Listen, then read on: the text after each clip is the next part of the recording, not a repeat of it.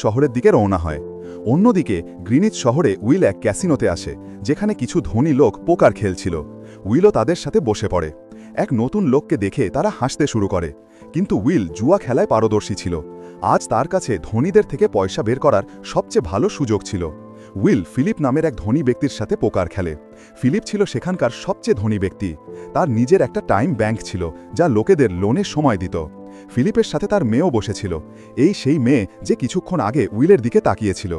খেলা শুরু হলে উইল তার জীবনের সব সময় বাজি ধরে এবং নিজের বুদ্ধির জোরে ফিলিপের কাছ থেকে 1100 বছর জিতে যায়।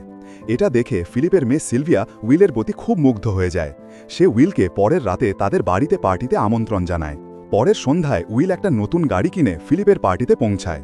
পার্টিতে উইল আর সিলভিয়া নাচতে থাকে এবং সিলভিয়া মনে মনে উইলকে ভালোবেসে ফেলে। সে তার মনের কথা উইলকে বলতে যাবে, ঠিক তখনই টাইম কিপার রেমন্ড তার টিম নিয়ে সেখানে পৌঁছায় এবং উইলকে ধরে ফেলে। উইলকে খুনি ভেবে সিলভিয়াও তার ওপর রেগে যায়। রেমন্ড প্রথমে উইলের সব সময় কেড়ে নিয়ে তাকে মাত্র 2 ঘন্টা দেয়। এরপর সে উইলকে হেনরির খুনের অভিযোগে গ্রেফতার করতে যায়। রেমন্ড উইলকে জিজ্ঞাসা করে, তুমি হেনরিকে কেন মেরেছ? উইল তাকে বলে যে সে তাকে মারেনি, বরং হেনরি নিজেই বাঁচতে চায়নি, তাই সে তাকে 116 বছর দিয়ে আত্মহত্যা করেছে। কিন্তু রেমন্ড উইলের কথা বিশ্বাস করে না। উইল বুঝতে পারে যে রেমন্ড তাকে হেনরির মিথ্যা মামলায় ফাঁসিয়ে সারা জীবনের জন্য জেলে পাঠিয়ে দেবে। তাই সে সুযোগ বুঝে রেমন্ডের লোকদের মেরে নিজেকে মুক্ত করে এবং তাদের বন্দুক নিয়ে সিলভিয়াকে বন্দি বানিয়ে নেয়।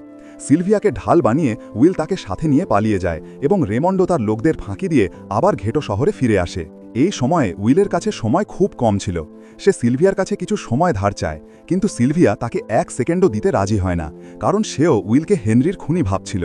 তাই উইল আরও দ্রুত গাড়ি চালিয়ে ঘেটো শহরের দিকে এগোতে থাকে, যাতে সেখানে পৌঁছে কারো কাছ থেকে সময় ধার নিতে পারে। তাড়াহুড়োতে তার নজর রাস্তার ওপর বিছানো কাঁটা তারের ওপর পড়ে না। তাতে ধাক্কা লেগে উইলের গাড়ি ব্রিজ থেকে নিচে পড়ে যায়। এই দুর্ঘটনায় উইল আর সিলভিয়া অজ্ঞান হয়ে যায়। আসলে রাস্তায় কাঁটা তারগুলো ফোর্টিস আর তার গ্যাং বিছিয়েছিল। ফোর্টিস দেখে যে সিলভিয়ার কাছে 10 বছরের সময় আছে।